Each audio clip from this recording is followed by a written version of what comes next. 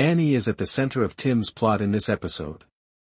In addition, Wendy, Hannah Galway, is attempting to understand why he is allowing Drew, Dan Byrne, to claim all responsibility for saving the store owner's life during the previous episode's gunfight.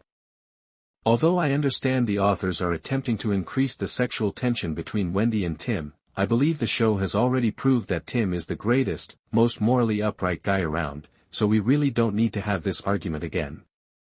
Tim's conversation with Annie during his nighttime night knocker habit is the more intriguing aspect of the Dennison plot.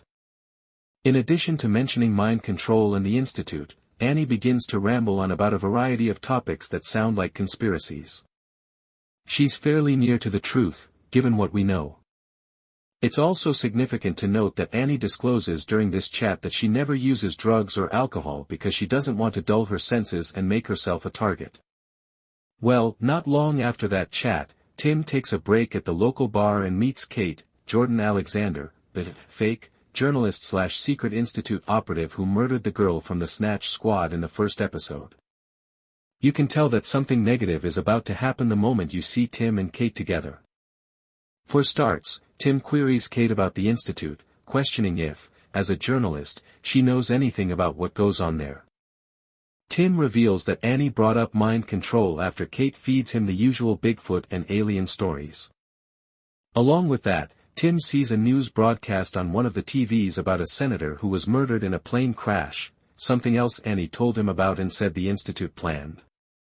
Kate is rather intrigued by this, and as you might expect, the episode concludes with Tim discovering Annie's lifeless body in her tent, with Kate most likely to blame. Given that Tim recently learned that Annie doesn't drink, I'm assuming he won't overlook the fact that Annie's death is staged to appear to be an overdose.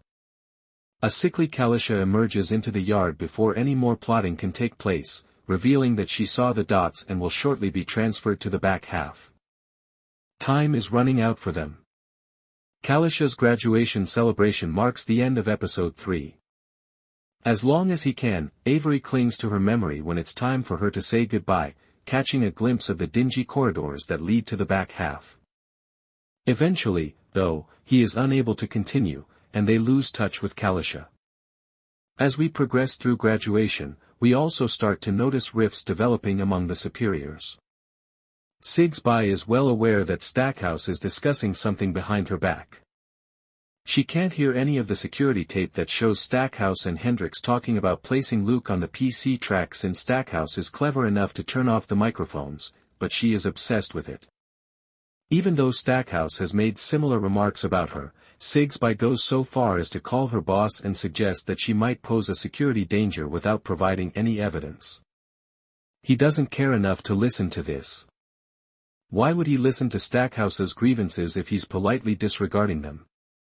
Luke, Nikki, and Avery begin tracking patrol routes and analyzing potential exit points. The fence surrounding the playground is too new to dig under, but Avery slips into the mind of one of the patrol dogs and sees an older, rustier playground on the other side of the building. Luke also learns that Avery can plant ideas in people's minds when Avery tricks him into getting licorice, which he hates, from a vending machine. I'm sure that will come in handy. Speaking of Avery, he gives us a hint about the foreboding nature of back half when he tunes into a pervasive humming sound loud enough to resonate all the way Dennison and to Annie, Mary Walsh. They might be able to get over there and use the fence at that playground. A sickly Kalisha emerges into the yard before any more plotting can take place, revealing that she saw the dots and will shortly be transferred to the back half. Time is running out for them. Kalisha's graduation celebration marks the end of episode 3. As long as he can, Avery clings to her memory when it's time for her to say goodbye, catching a glimpse of the dingy corridors that lead to the back half.